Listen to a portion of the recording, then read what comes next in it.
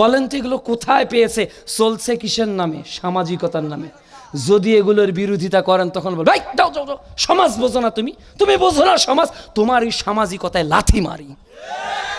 তাহলে যে স্ত্রীকে এত কিছু তুমি দিলে, তাহলে তোমার সম্পদ আর একজন ভোগ করে কি করে? প্রায় 43,000 বনু আদমকে এক বছরে পৃথিবী থেকে বিদায় নিতে হলো।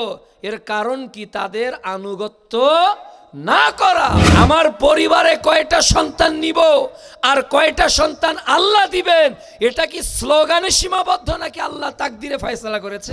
আজকে ওরা সম অধিকারের মোড়কে আমার বোনকে রাস্তায় নামিয়ে জেনার আসরে বাংলাদেশকে পরিণত করেছে। আত্মাহারিক টিভি, ওহির আলোয় উদ্ভাসিত জীবনের জন্য। প্রশংসা আল্লাহ রাব্বুল আলামিনের জন্য, যার ঐকান্তিক মেহেরবানিতে আজকের এই আলোচনা বৈঠকে আল্লাহ রাব্বুল আলামিন আমাদেরকে বসার সুযোগ দান করেছেন। কৃতজ্ঞতা আদায় করছি, আলহামদুলিল্লাহ। দরুদ ও সালাম বিশ্ব মানবতার মুক্তির দূত, মহাবিপ্লবের মহানায়ক মুহাম্মদুর রাসূলুল্লাহ সাল্লাল্লাহু আলাইহি ওয়াসাল্লামের প্রতি। আজকের এই আলোচনা সভায় আমার আলোচ্য বিষয় ইসলাম ধ্বংসের নীল নকশা সমূহ। ইসলামকে ধ্বংস করার নিমিত্তেই যুগে যুগে বিভিন্ন সময়ে যে নীল নকশাগুলো বাস্তবায়ন করা হয়েছে, এর সংক্ষিপ্ত বিবরণ আপনাদের সামনে উপস্থাপন করার চেষ্টা করব ইনশাআল্লাহুল আজিজ। প্রিয় উপস্থিতি, আল্লাহ রাব্বুল আলামিন আমাদেরকে কেন সৃষ্টি করেছেন এ উত্তর আমাদের সকলের জানা। সূরা জারিয়াত অধ্যায় 51 আয়াত 56 আল্লাহ তাআলা বলছেন, ওয়ামা খালাকতুল জিন্না ওয়াল ইনসা ইল্লা লিয়াবুদুন। আমি জিন ও ইনসানকে সৃষ্টি করেছি ইল্লা লিয়াবুদুন, একমাত্র আল্লাহর দাসত্বের জন্য, যেটা প্রতিনিয়ত আমরা বলি। সূরা ফাতিহা অধ্যায় 1 আয়াত 4, ইয়াকা না'বুদু, আল্লাহ আমি একমাত্র তোমার দাসত্ব করি। এই দাসত্বের ফলাফল কি এটাও আমরা জানি, যে আল্লাহ তাআলা আমাদেরকে জান্নাত দিবেন, তাই না? সূরা কাহফ অধ্যায় 18 আয়াত 107 আল্লাহ তাআলা বলছেন, যারা ঈমান আনার পর আমলে সলেহ করবে আল্লাহ তাআলা তাদের জন্য প্রস্তুত করে রেখেছেন জান্নাতুল ফেরদৌসকে। সুবহানাল্লাহ। এই জান্নাতের পথে সবচেয়ে বড় বাধা হলো শয়তান। এই জান্নাতের প্রতিবন্ধকতায় সবচেয়ে বড় ব্যারিকেড হলো শয়তানের ব্যারিকেড। কিন্তু শয়তান কি প্রকাশ্যভাবে মানুষকে বাধা দেয়? প্রকাশ্যভাবে শয়তান সরাসরি এসে আপনাকে বাধা দেয় না।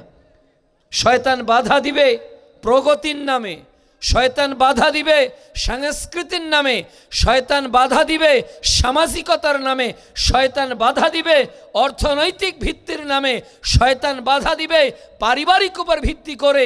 নানা কৌশলে শয়তান আজকে নীল নকশার মাধ্যমে মুসলমানদের ঈমান ও আমলকে ধ্বংস করার পায়তারায় লিপ্ত।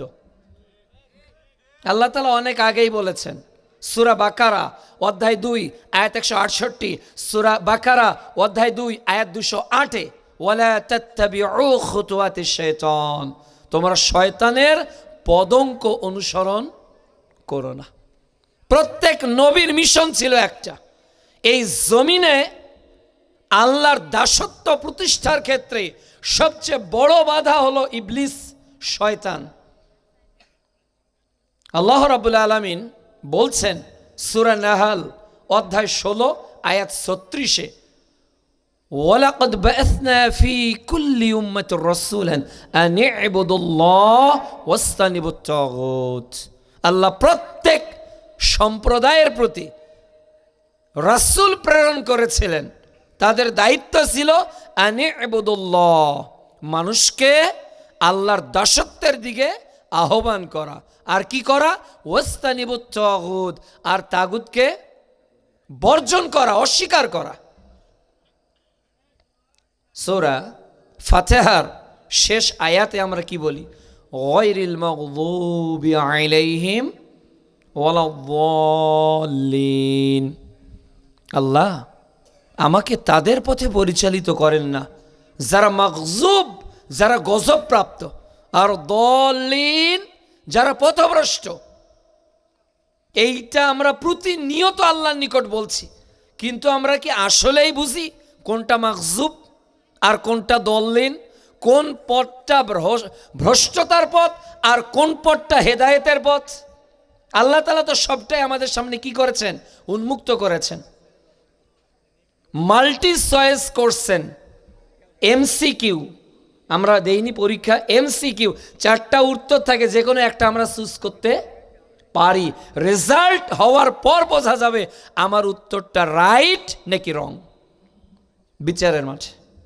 সূরা কাহাফ অধ্যায় 18 আয়াত 29 আল্লাহ তাআলা বলছেন, ওয়াকুলিল হাক্কু মির রাব্বিকুম ফামান শাআ ফালিউমিন ওয়া মান শাআ ফালিয়াকফুর। আল্লাহ তাআলা সত্য বলে দিয়েছেন, হক আল্লাহর পক্ষ থেকে আসে, আল্লাহ বলে দিয়েছেন। এরপর আল্লাহ তাআলা বলেছেন যার ইচ্ছা সে ঈমান আনবে। এটা আল্লাহ তাআলা সুজ দিয়েছেন আমার জন্য, যার ইচ্ছা সে কুফরি করবে। তবে জাহান্নামের আগুন কে পাবে? ইন্না আ'তাদনা লিয-যালিমিনা নারা, যারা জালেম তাদের জন্য আগুন প্রস্তুত। অনুরূপভাবে আল্লাহ রাব্বুল আলামিন বলছেন সূরা দাহার অধ্যায় ৭৬ আয়াত ৩, ইন্না হাদাইনাহুস সাবিলা ইম্মা শাকিরাও ওয়া ইম্মা কাফুরা। আল্লাহ তাআলা আমাদেরকে পথ দেখিয়েছেন, আমরা কৃতজ্ঞ হতে পারি, অকৃতজ্ঞ হতে পারি। মূলত কৃতজ্ঞতার পথ ঈমানদারদের জন্য, আর অকৃতজ্ঞ যারা, এটা হলো কুফরির পথ। প্রিয় ভ্রাতৃমণ্ডলী, এই শয়তান আমাদের প্রকাশ্য শত্রু। এই ইসলামকে ধ্বংস করার জন্য শয়তান যুগে যুগে নানা মোড়কে আমাদের সামনে রিপ্রেজেন্ট করেছে তাদের প্রোডাক্টগুলোকে। আমরা কয়েকটা বিষয় নিয়ে আলোকপাত করব। আল্লাহ রাব্বুল আলামিন বলছেন সূরা বাকারা অধ্যায় 2 আয়াত 120 যে ইহুদিরা কখনো আমাদের প্রতি সন্তুষ্ট হবে না। যারা ইহুদি এরা আমাদের প্রতি কখনো সন্তুষ্ট হবে না যতক্ষণ না আমরা তাদের আনুগত্য করি। আমরা যতক্ষণ তাদের আনুগত্য করি নাই ততক্ষণ পর্যন্ত তারা আমাদের প্রতি সন্তুষ্ট হবে না। বাস্তব প্রমাণ, কেন আমাদের কৃত্রিম পানি দিয়ে 8টি জেলা ডুবানো হলো? কারণ আমরা জানি না কেন হচ্ছে। ফিলিস্তিনের প্রায় 43,000 বনু আদমকে 1 বছরে পৃথিবী থেকে বিদায় নিতে হলো। এর কারণ কি? তাদের আনুগত্য না করা। কেন কাশ্মীরে, কেন আরকানে মুসলমানদের লাশ পড়ছে? এর কারণ হলো তাদের আনুগত্য না করা। যুগে যুগে যারা ইহুদিদের, নাসারাদের, বেধর্মীদের 5 আটা গোলাম হয়েছে, তারা তাদেরকে সম্মান করেছে, তারা তাদেরকে অর্থ সহযোগিতা করেছে। যখন আপনি বিরোধিতা করবেন, যখন আপনি হকের পথে থাকবেন, যখন বাতিলের বিরুদ্ধে আপনি সোচ্চার থাকবেন, তখন তারা তাদের নীল নকশাকে যে কোনো মূল্যে মুসলমানদের উপর দায়েম কায়েম করার জন্য সর্বোচ্চ চেষ্টা করবে। এটাই বাস্তবতা। অনেকগুলো নীল নকশা বাংলাদেশে চলমান, বাংলাদেশে চলছে, অথচ আমরা নিজেরাও জানি না যে কি কি নীল নকশা ইহুদিরা আমাদের মধ্যে এস্টাবলিশ করেছে। 1 নাম্বার, পারিবারিকভাবে তারা সফল হয়েছে। তারা পারিবারিকভাবে কি হয়েছে? সফল হয়েছে। 1970 সালে ভারতে একটা স্লোগান দেওয়া হতো যে 2টি সন্তানের বেশি নয়, একটি হলে ভালো হয়। এটা ভারতের 1970-এর পরের স্লোগান। আপনি তদন্ত করে দেখতে পারেন, ওটা বাংলাদেশে ঢুকে গেছে না? কোথায় ঢুকে গেছে? আমার পরিবারে। আমার পরিবারে কয়টা সন্তান নিব আর কয়টা সন্তান আল্লাহ দিবেন, এটা কি স্লোগানে সীমাবদ্ধ নাকি আল্লাহ তাকদিরে ফয়সালা করেছে? তাহলে আমাদের টিকা দানের নামে আজকে মুসলমানদের ঘরে ঘরে এই স্লোগানকে ঢুকানো হয়েছে, 2টি সন্তানের বেশি নয়, একটি হলে ভালো হয়।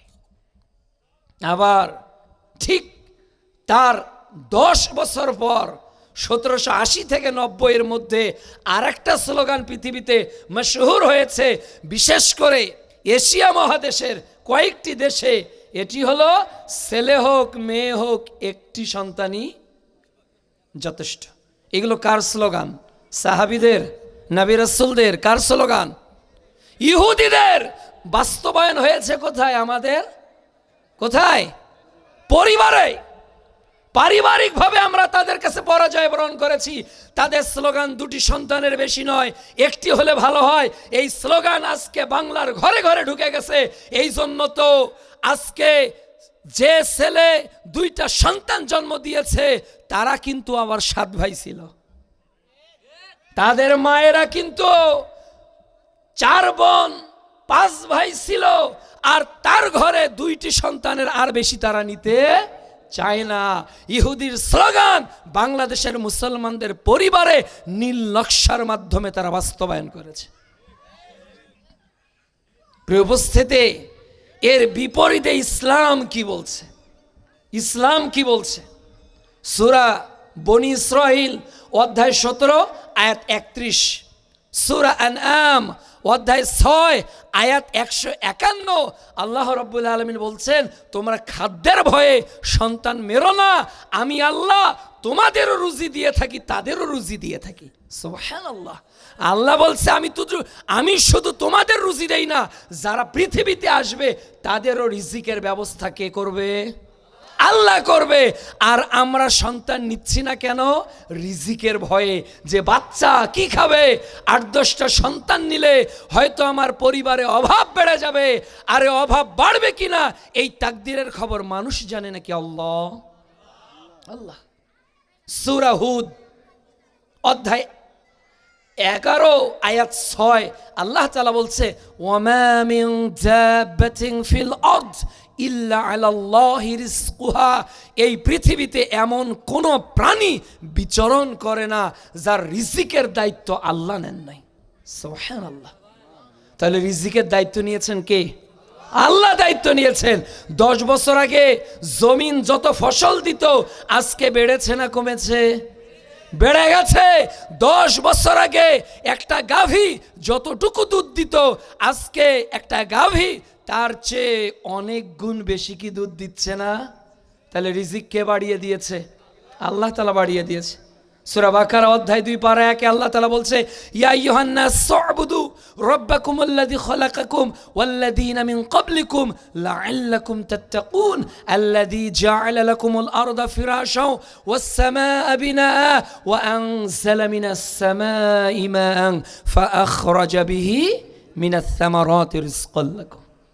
যে আল্লাহ আসমানকে ছাদ করেছে, জমিনকে বিছানা করেছে, আর ওই আসমান থেকে আল্লাহ তাআলা পানি বর্ষণ করে আমাদের রিজিকের ব্যবস্থা করে দিচ্ছে। সুবহানাল্লাহ। আল্লাহু খায়রুর রাজিকিন। তিনি হলেন উত্তম রিজিক দাতা। আর আমাদের পরিবারের স্লোগান ঢুকে গেছে যে 2টি সন্তানের বেশি নয়, একটি হলে ভালো হয়। ছেলে হোক মেয়ে হোক একটি সন্তানই যথেষ্ট। এটা কোনো মুসলমানের স্লোগান হতে পারে না, এটা কোনো প্রকৃত ইমানদারের স্লোগান হতে পারে না। এটা স্রেফ এবং স্রেফ ইহুদি নাসারাদের নীল নকশা মুসলমানদের পরিবারগুলোতে তারা কায়েম করেছে। 2 নাম্বার, আজকে পরিবারে ঢুকে গেছে আমাদের নারীদের মধ্যে পর্দা বেড়েছে না কমেছে? কমেছে না বেড়েছে? কমে গেছে। পর্দা কেন কমে গেল? পর্দা কেন কমে গেল? আপনাদেরকে একটা কমন সেন্সের আমি কথা বলি, ননসেন্সের না, কমন সেন্সের। যে রবি ঠাকুরের মা যখন গঙ্গাতে স্নান করতে আসতো তখন রবি ঠাকুরের মায়ের চতুর্দিকে কাপড় দিয়ে ঘিরে দেওয়া হতো, আর রবি ঠাকুরের মা গঙ্গাতে স্নান করে এরপর উঠতেন, পালকিতে শব্দ করতেন, এরপর পালকিতে করে তাকে বাড়ি নিয়ে যেত। তাহলে এই রবি ঠাকুরের মায়ের পর্দা কি বোঝা যাচ্ছে না? যদি বাংলাদেশে বঙ্গভঙ্গকে রদের তৈরি করা কবিতা স্বাধীনতার জাতীয় সঙ্গীত হতে পারে, তবে কেন রবি ঠাকুরের মায়ের পর্দা বাংলাদেশের স্কুল কলেজে কায়েম হয় না? কেন কায়েম হয় না? যেটা আপনার পক্ষের ওটা গ্রহণ করেন, যেটা রক্ষা করলে মুসলমানদের ইসলাম মানা হয় সেটা আপনি বয়কট করেন। প্রিয় উপস্থিতি, আল্লাহ রাব্বুল আলামিন বলছেন নারীদের পর্দার কথা, সূরা নূর অধ্যায় 24 আয়াত 31, সূরা আহজাব অধ্যায় 33 আয়াত 33, আয়াত 53, আয়াত 59, অসংখ্য আয়াতে আল্লাহ রাব্বুল আলামিন নারীদের পর্দার কথা বলছে। নারীরা কোথায় থাকবে আল্লাহ কোরআনে বলে দিয়েছে। সূরা আহজাব অধ্যায় 33 পারা 22 আয়াত 21 আল্লাহ তাআলা বলছে, আয়াত 33 নারীরা তোমরা ঘরে থাকো। তাহলে নারীদেরকে ঘরে রাখার কথা বিধান কে দিয়েছে? আল্লাহ দিয়েছে। এখন আপনার ইহুদি খ্রিস্টানদের নীল নকশা, আপনার মেয়েটাকে কিভাবে তারা বের করবে? আপনার মেয়েটা তাদের বক্তব্যে তো বের হবে না। একটা ইহুদি লোক যদি স্কলার হয়ে ডাকে, হে মুসলিম নারীরা তোমরা বাইরে হও, ওরা কি বের হবে? হবে না। ওরা নীল নকশা করবে, বলবে প্রাইমারিতে তোমার 60%, পুরুষদের 40%। ওরা একদিনে নারীদের পুলিশের সব সেক্টরে বের করে নাই, আর্মির সব সেক্টরে বের করে নাই। 10 বছর আগে মহিলাদের যত আসন ছিল আর্মি, পুলিশ, বিজিবি, নৌবাহিনীতে, আজকে তার থেকে বাড়ছে না কমছে? বেড়ে গেছে। ওরা একটার পর একটা এজেন্ডা নানাভাবেই বাস্তবায়ন করে মুসলিম নারীদেরকে ঘর থেকে বের করতেছে। কিসের প্রলোভন দেখিয়ে? তাদেরকে বলতেছে there are no different between man and woman, all are equal. তোমরা তো সমান, তোমাদেরও তো অধিকার রয়েছে। কাজেই থাকবো না কো বদ্ধ ঘরে, দেখবো এবার জগৎটাকে কেমন করে ঘুরছে মানুষ যুগান্তরের ঘূর্ণি পাকে। ওদেরকে বাইরে বের করেছে কিসের প্রলোভনে? তোমাকে চাকরি দিয়ে দিব, 25,000 টাকা বেতন, 30,000 টাকা বেতন, 40,000 টাকা বেতন। ইহুদিরা জানে যে মুসলমানদের নারীদেরকে ঘর থেকে সরাসরি বের করা যাবে না, এজন্য ওরা অর্থের প্রলোভন দেখিয়ে আজকে আমার পর্দানিসীন মাকে, বোনকে ওরা যুবকদের ভোগ্য পণ্যতে রূপান্তরিত করেছে।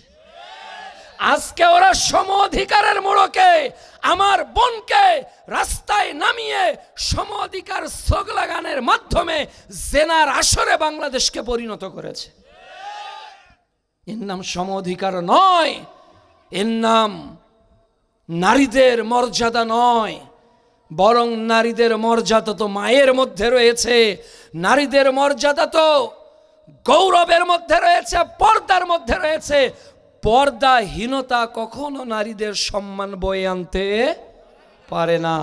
যেমন নাকি কলা যখন তার ছাল থাকে, এই ছাল থাকা অবস্থায় তার দাম যত বেশি থাকে, ওই ছাল যদি খুলে ফেলে বাজারে বিক্রি করা হয়, ওই কলার যেমন কোনো দাম থাকে না। আজকে বাংলাদেশের নারীদের দাম কমতে কমতে কমতে কমতে 1 টাকার একটা শ্যাম্পুতেও আজকে নারীদের ছবি এসে গেছে। প্রিয় মা, তোমার লজ্জা এত কমে গেল।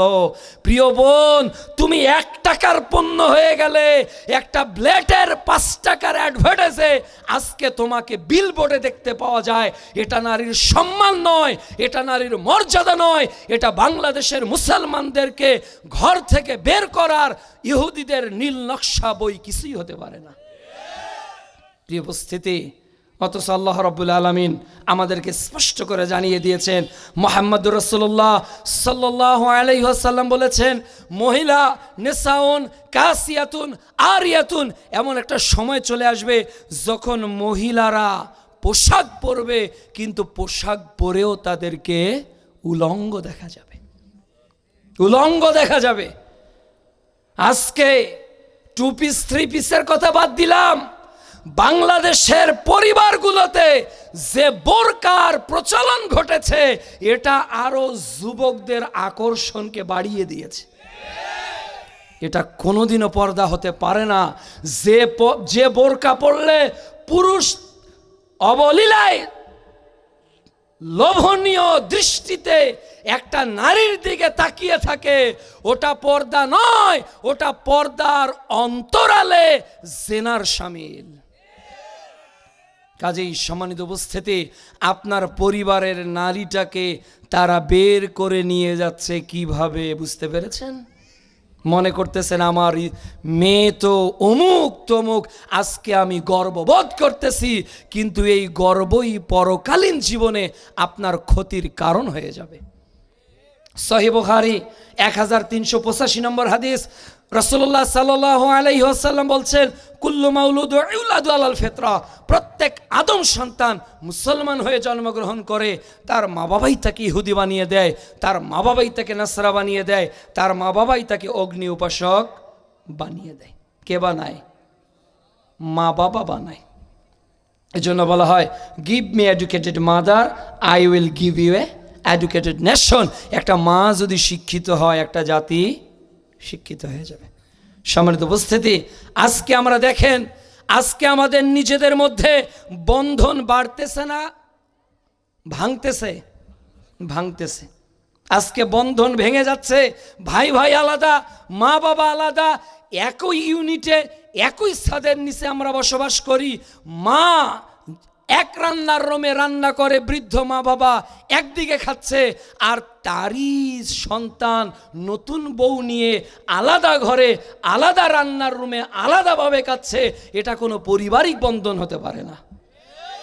আজকে মুসলমানদেরকে ডিভাইড অ্যান্ড রুলস করা হয়েছে, আলাদা আলাদা করা হয়েছে। এই জন্য তো এই ইহুদি নাসরাদের বাড়ি ঘরে একটা রুম তারা তৈরি করে, যার নাম হলো সুইসাইড রুম, যে রুমে তারা মৃত্যুবরণ করছে। ডিপ্রেশন, ছেলে দেখে না, মেয়ে দেখে না। দেখলেন না এক অভিনেতা লাইভে এসে নিজেই আত্মহত্যা করল? কেন করছে তারা? কেননা আজ ইসলামিক পরিবার না থাকার কারণে আজকে আমাদের সবার মধ্যে হতাশা কাজ করে। আজকে 70 বছরের বৃদ্ধ যে সময় নাতি নাতনি নিয়ে আনন্দ করার কথা ছিল, আজকে 60 বছরের বৃদ্ধা মা যে হাঁটতে পারে না, বিছানায় শুয়ে, সে ছেলের বউয়ের সেবা পাওয়ার কথা ছিল, কিন্তু দুর্ভাগ্যজনক হলো সত্য, সেই সকল মা বাবারা আজকে বৃদ্ধাশ্রমে চোখের পানি ঝরাতে ঝরাতে অন্ধ হয়ে জীবন নিপাত করে দিচ্ছে। কেন দিচ্ছে? সূরা বনী ইসরাইল অধ্যায় 17 আয়াত 23 ও 24 আল্লাহ তাআলা বলছেন, ওয়াকাদা রাব্বুকা আল্লা তা'বুদু ইল্লা ইয়াহু ওয়া বিল ওয়ালিদাইনি ইহসান। হে পৃথিবীর মানুষ, আল্লাহর ইবাদতের পর তোমাদের মূল যে কাজটা, এটা হলো পিতামাতার খেদমত। কিন্তু আমরা মনে করি পিতামাতা হলো আমাদের কাছে বোঝা। স্ত্রী বলে, তোমার বাবা মাকে আমি দেখতে পারবো না, তুমি তোমার ছোট ভাইয়ের নিকট পাঠাও। ছোট ভাইয়ের স্ত্রী বলে, জি না মেজো ভাই, আমি পারবো না, তুমি বড় ভাইয়ের নিকট পাঠাও। আজকে যে বাবা নিজে না খেয়ে সন্তানের মুখে খাবার তুলে দিয়েছে, নিজে ছিঁড়া পোশাক পরে সন্তানকে নতুন জামা কিনে দিয়েছে, আজকে দুর্ভাগ্য সেই বাংলাদেশে অধিকাংশ সন্তান দিয়ে পিতা মাতা লাঞ্ছিত, অপমানিত হচ্ছে। কারণ কি? What the reason? এর কারণ হলো আজকে আমাদের ইহুদিদের এজেন্ডা এমনভাবে বাস্তবায়ন হয়েছে, মুসলমানদের পারিবারিক ইউনিটি যদি শক্তিশালী হয়ে যায়, তাহলে তাদেরকে ঘায়েল করা সম্ভব নয়। ঘায়েল করা সম্ভব নয়। অথচ পারিবারিক বন্ধন ইসলামে কেমন ছিল? সূরা লোকমান অধ্যায় 31 আয়াত 13, লোকমান হাকিম তার সন্তানকে শিরিক সম্পর্কে সচেতন করতেছেন। ইব্রাহিম আলাইহিস সালাম তার পিতা আজরকে দ্বীনের দাওয়াত দিচ্ছেন। সূরা মারিয়ম অধ্যায় 19 আয়াত 42, 43, 44, 45, 46। এরপর আসিয়া তার স্বামী ফেরাউনকে দ্বীনের কথা বলছে। সূরা তাহরিম অধ্যায় 66 আয়াত 11, নূহ আলাইহিস সালাম তার সন্তানকে, তার স্ত্রীকে দাওয়াত দিচ্ছে। মুহাম্মদুর রাসূলুল্লাহ সাল্লাল্লাহু আলাইহি সাল্লাম তার চাচাকে দ্বীনের দাওয়াত দিচ্ছেন, তাহলে ইসলাম পারিবারিক বন্ধন নিয়ে বেঁচে থাকার কথা ছিল, সেই পারিবারিক বন্ধন আজকে বিচ্ছিন্ন হয়ে গেছে। সন্তান পর করে দিয়েছে বাবা মাকে। ঢাকায় আছে ছেলে, ঢাকায় আছে ছেলের বউ, কখনো ফোন দিয়ে জিজ্ঞাসা করে না বাবা তুমি কেমন আছো। সম্মানিত উপস্থিতি, এ হলো আমাদের পারিবারিক অবস্থা। অথচ সূরা তাহরিম অধ্যায় 66 আয়াত 6 আল্লাহ তাআলা বলছে, ইয়া আইয়ুহাল্লাযীনা আমানু ও আনফুসাকুম ওয়া আহলিকুম নারা, নিজেও জাহান্নাম থেকে বাঁচো, নিজের আহালকেও বাঁচাও। সহিহ বুখারী 2554 নম্বর হাদিস, রাসূলুল্লাহ সাল্লাল্লাহু আলাইহি ওয়াসাল্লাম বলেছেন, আলা কুল্লুকুম রাঈন ওয়া কুল্লুকুম মাসউলুন আন রাইয়াতি, তোমরা প্রত্যেকে দায়িত্বশীল আর তোমাদের দায়িত্ব সম্পর্কে জিজ্ঞাসিত হতে হবে। আজকে আমাদের মেয়েদের পোশাক, কোন পোশাক কিনে দিচ্ছি বাপ? আমার সন্তানকে কোন পোশাক কিনে দিচ্ছি? আপনার মেয়েটাকে এই পোশাক কিনে দিতে কে বলল? হয় জি বাংলা বলেছে, না হলে স্টার জলসা বলেছে, না হলে ইহুদি নাসরা বলেছে। মুহাম্মাদুর রাসূলুল্লাহ সাল্লাল্লাহু আলাইহি সাল্লাম কখনো এদেশের 99% নারী যে পোশাক পরে ওটা বেধর্মীদের পোশাক, ওটা মুসলমানদের কোনো পোশাকই না। কি পোশাক পরে আপনার মেয়ে? যেটা পোশাক পরে ওটা পোশাকই না, ওর নাম পোশাক নয়, ওটা পর্দা নয়। আজকে যত পর্দা, হুজুরের মাথায় রুমাল রয়েছে কিন্তু মেয়েদের মাথায় ওড়না নাই। আজকে হুজুরের জুব্বা দিয়ে একটা মেয়ে, যদি যে জুব্বা আমরা পরি, এই জুব্বা পরার কথা ছিল একটা নারীর, কিন্তু নারী পরতেছে ফাটা জামা, ওর অবয় সবই বোঝা যাচ্ছে। এটা কি মুসলমানদের পোশাক হতে পারে? কোনোদিনও হতে পারে না। মুসলমানদের পোশাক হবে ধর্মীয় ভাব গাম্ভীর্যপূর্ণ, মুসলমানদের পোশাক হবে ঢিলা ঢালা, মুসলমানদের পোশাক হবে বেধর্মীদের অনুরূপ পোশাক নয়, মুসলমানদের পোশাক হবে তাকওয়ার বহিঃপ্রকাশের সেই মুসলমান। আজকে নারী হোক পুরুষ হোক এমন আমরা পোশাক পরতেছি, সবটাই উল্টো। সবটাই কি উল্টো? দেখেন আমরা যারা মাথায় টুপি দেওয়ার চেষ্টা করি, তার মানে মাথাটা ঢাকার চেষ্টা করি। এই যে অনেক আলেম আলহামদুলিল্লাহ মাথায় তারা ঘোমটা দেওয়ার চেষ্টা করে, মাথা ঢাকার চেষ্টা করে। অনেকে আবার পাগড়ি পরে, কত বড় পাগড়ি চিন্তা করেন তো। ওই পাগড়িটা দিয়ে একটা পরিবারের 4 জন নারীর মাথা ঢাকা যাবে, যাবে না? কিন্তু আসলে পরার কথা ছিল নারীর, পরছে কে? পুরুষ। শুধু তাই না, সহিহ বুখারী 77তম পর্ব কিতাবুল লেবাস, হাদিস নাম্বার 5787, 88, 89, 90, 91, মুহাম্মদ সাল্লাল্লাহু আলাইহি সাল্লাম বলেছেন, যে পুরুষ পায়জামা প্যান্ট টাকনুর নিচে ঝুলিয়ে পড়বে, আল্লাহ তার দিকে রহমতের দৃষ্টিতে তাকাবেন না, আল্লাহ তাকে ক্ষমা করবেন না, সে ধসতেই থাকবে। তাহলে পোশাক পরার কথা ছিল পুরুষদের টাকনুর উপরে না নিচে? পুরুষরা পরছে কোথায়? নিচে। আর মহিলাদের পোশাক হওয়ার কথা ছিল নিচে না উপরে? নিচে। ওরা পড়ছে কোথায়? তাহলে পৃথিবীর পারিবারিক জীবনের পর্দা ঠিক আছে না উল্টে গেছে? উল্টে গেছে। আজকে একটা গেঞ্জি নারীও পরছে, পুরুষও পরছে। আজকে জিন্সের প্যান্ট নারীও পরছে, পুরুষও পরছে। এটা মুসলমানদের পোশাক নয়। যে পোশাক পরে দাঁড়িয়ে পেশাব করতে হয়, যে পোশাক পরে বসে প্রস্রাব করা যায় না, তোমার প্রস্রাব করাই প্রমাণ বহন করে। ও মুসলিম জাতি, এটা তোমার পোশাক হতে পারে না। ও মুসলিম যুবকরা, এটা কখনো বিশ্বনবীর আদর্শ হতে পারে না। এটা তোমার পরিবার ইহুদি নাসরাদের নীল নকশার বাস্তবায়ন ছাড়ার কিছুই না। তুমি টেরই পাওনি, পোশাকের মাধ্যমে ওরা তোমার পরিবারে আঘাত এনেছে। আজকে যে পোশাক যত পাতলা তার দাম তত বেশি, বেশি। 2 নম্বর, আজকে সামাজিকভাবে ইহুদিদের নীল নকশা আজকে আমাদের সমাজে অনেকগুলো বাস্তবায়ন হয়েছে, যা আমরা কখনো চিন্তাও করিনি। আজকে সামাজিকভাবে আমরা যতগুলো বেধর্মীদের কৃষ্টি কালচারে জড়িয়ে পড়েছি, যদি সামাজিকতার কথা ধরি তাহলে পরিবারে সমাজ সৃষ্টি হয় পরিবার দিয়ে, তাই না? ব্যক্তি দিয়ে পরিবার, পরিবার থেকে সমাজ। তাহলে ব্যক্তির যুক্ত যে পারিবারিক বন্ধন শুরু হয় তা কিসের মাধ্যমে? বিবাহের মাধ্যমে নয় কি? সামাজিকতার প্রাইমারি স্টেপ হলো বিবাহ। বিবাহের মাধ্যমে একটা সমাজ গড়ে ওঠে। আসুন আমরা দেখে আসি কি বিবাহ ইসলামে ছিল আর কি বিবাহ মুসলমানদের মধ্যে চলছে।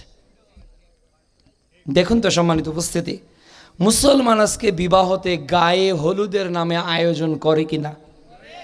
করে। কি আয়োজন করে? একটা গেট থাকে, লেখা থাকে গায়ে হলুদ। এরপর কি হয়? একটা মেয়েকে তার চাচাতো ভাই, খালাতো ভাই, মামাতো ভাই হলুদ মাখায়, মিষ্টি মুখে দেয়, টাকা দিয়ে যায়। আপনাদের রাজশাহীতে করে কিনা আমি আমার দিনাজপুরের কথা বলছি। করে। আবার বর বসে আছে একটা কাঠের তক্তার উপর বা একটা কাঠের চকির উপর, তার গায়ে একটা গামছা দেওয়া, তার খালাতো বোন, মামাতো বোন, ফুফাতো বোনেরাও আসে, এসে একটু হলুদ নিয়ে ওই খালাতো ভাই, মামাতো ভাইয়ের গায়ে দিচ্ছে, বুকে দিচ্ছে, মাথায় দিচ্ছে, দিয়ে মিষ্টি তাকে খাওয়াচ্ছে। অর্ধেক খালাতো ভাই খায় আর অর্ধেক খালাতো বোন খায়, টাকা দিয়ে চলে যাচ্ছে। ও মুসলমান, এটা কি মুসলমানদের বিবাহ নাকি বেধর্মীদের? এটা কিভাবে বিবাহে ঢুকে গেল? বলেন এটা কিভাবে ঢুকে গেল? মুহাম্মদুর রাসূলুল্লাহ সাল্লাল্লাহু আলাইহি সাল্লাম পুরুষদের জন্য বিবাহের বিধান আল্লাহর পক্ষ থেকে এসেছে চারটা। এক্সেপশনাল ছিলেন প্রফেট মুহাম্মদুর রাসূলুল্লাহ সাল্লাল্লাহু আলাইহি সাল্লাম। তার 11টা স্ত্রী ছিল, তাই না? তাহলে বিশ্ব নবীর বিবাহ থেকে কি কিছুই নেই? আবু বকর, ওমর, ওসমান রাদিয়াল্লাহু তাআলা আনহুকে বলা হয় যুন্নুরাইন। আল্লাহ রাসূলের কয় মেয়েকে বিবাহ করেছে? কিভাবে বিবাহ করেছে? গায়ে হলুদের অনুষ্ঠান কিভাবে হয়েছে? কোথায় গেট ধরা হয়েছিল ওসমানের? কোথায় গেট ধরা হয়েছিল আল্লাহ রাসূলের মেয়ের? কে রাসূলের মেয়েকে হলুদ মাখিয়েছে? কে ওসমানকে হলুদ মাখিয়েছে? কিভাবে মাখিয়েছে? এগুলোর কোনো ইতিহাস ওইভাবে নেই যেভাবে মুসলমানদের মধ্যে হিন্দুয়ানি বেধর্মীদের গায়ে হলুদের অনুষ্ঠান পড়ে গিয়েছে। আবার বাজারে, গার্মেন্টসে, ক্লথ স্টোরগুলোতে পাওয়া যায় গায়ে হলুদের শাড়ি, পাওয়া যায় না? তার মানে মেয়ে পক্ষ যাবে ছেলে পক্ষকে গায়ে হলুদ মাখাতে, তাই না? একটা মাইক্রো ভাড়া করে, ছেলে যদি হয় তাহলে মেয়ে বেশি যাবে। ওরা মেয়েরা যাচ্ছে, 10 জন একই শাড়ি পরেছে, একই শাড়ি। মনে হচ্ছে বিবাহ করবে একটা, আর এই 10টা নারী হলো ফ্রি। নাউযুবিল্লাহি মিন যালিক। ইসলামকে তুমি দিয়ে কবর, মুসলিম বলে করো ফখর, মুনাফেক তুমি সেরা বেদিন। ইসলামকে যারা করে যাবে হো, তুমি তাদের হও তবে, তুমি জুতো তারও অধীন। মুনাফেক তুমি সেরা বেদিন। আজকে ইহুদি নাসরা যারা মুসলমানদেরকে জবেহ করতেছে, তাদের রীতি যারা গ্রহণ করেছে, তারা কখনো প্রকৃত মুসলিম হতে পারে না।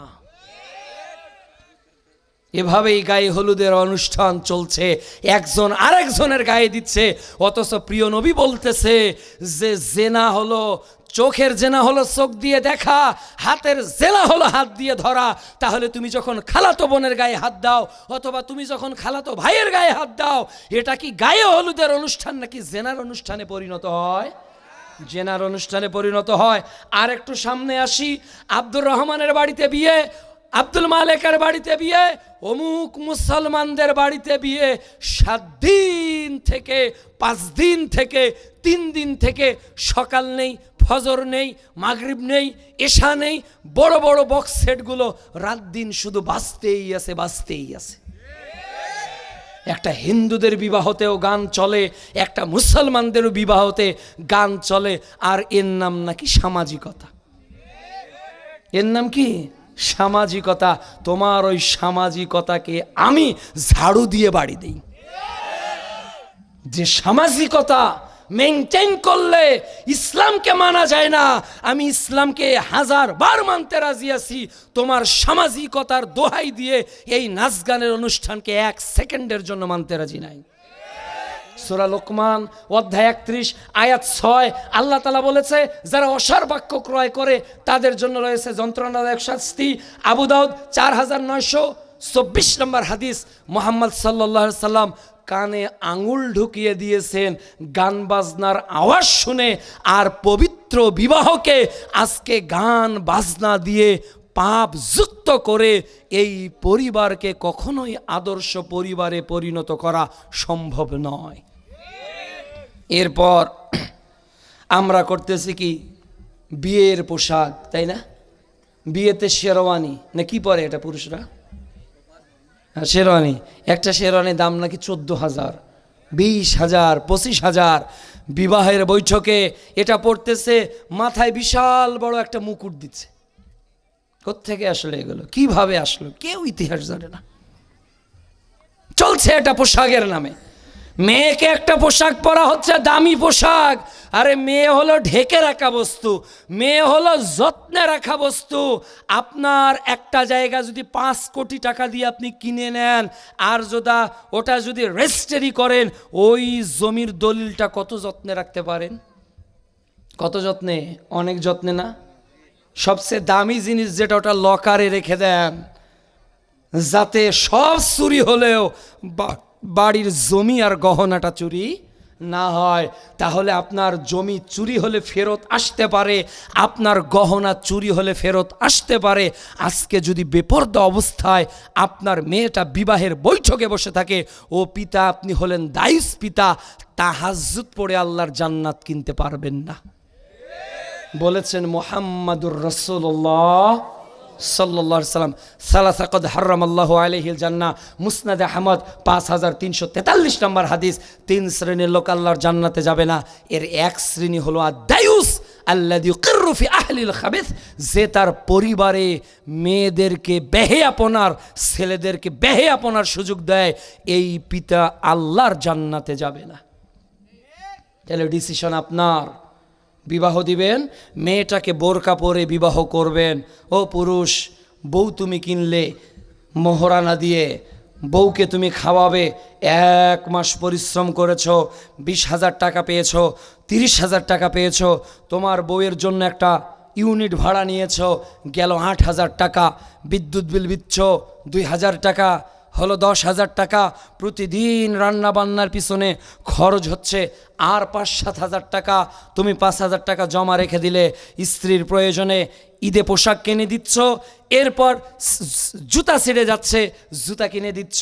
কোথাও গেলে স্ত্রীর জন্য সুন্দর জন্য জিনিস নিয়ে আসতেছো, আর স্ত্রীর মোহরানা দিলে তুমি, স্ত্রীর বিল্ডিং ভাড়া 8,000 টাকা দিলে তুমি, স্ত্রী ঠান্ডার দিনে গিজারে গরম পানি করে তার বিদ্যুৎ বিল তুমি দাও, স্ত্রী ঠান্ডার দিন খাদ্য ঠান্ডা হয়ে গেছে, ওভেন কিনে দিয়েছো, খাদ্য গরম করার টাকা তুমি দাও।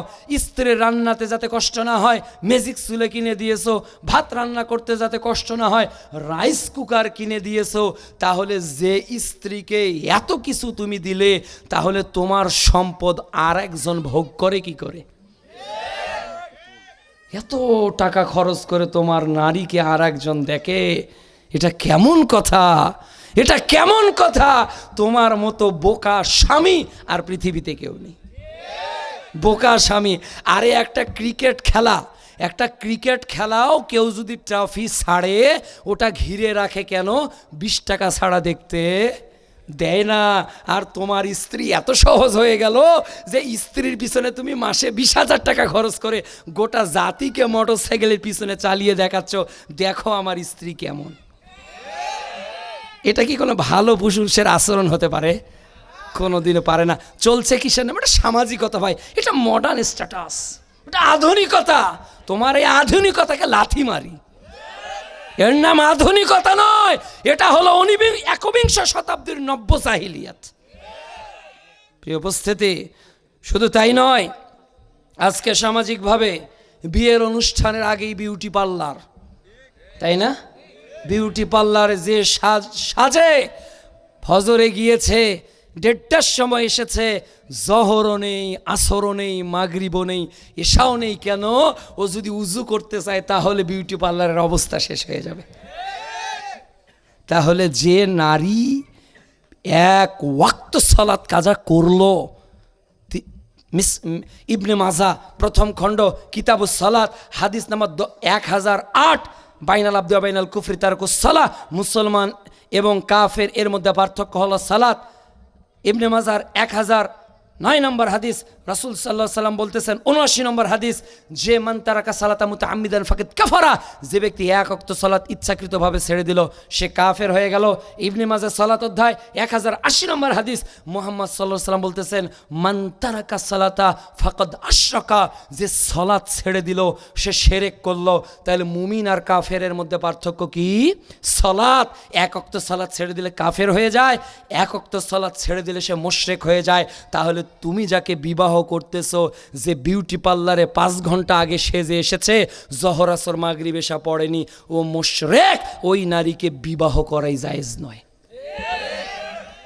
আর 1 নম্বর 3 নম্বর শ্রেণীর হুজুর 1000 টাকা বিবাহ পড়ার আশায় বলতেছে অমুকের মেয়ে অমুকের ছেলের সাথে এত টাকা দেনমোহর, এত টাকা নগদ, এত টাকা বাকির বিনিময়ে তোমার সঙ্গে মুহাম্মাদি শরিয়া অনুযায়ী বিবাহ দিলাম, বলো তুমি কবুল? এ কি মুহাম্মাদি শরিয়া না শয়তানি শরিয়া?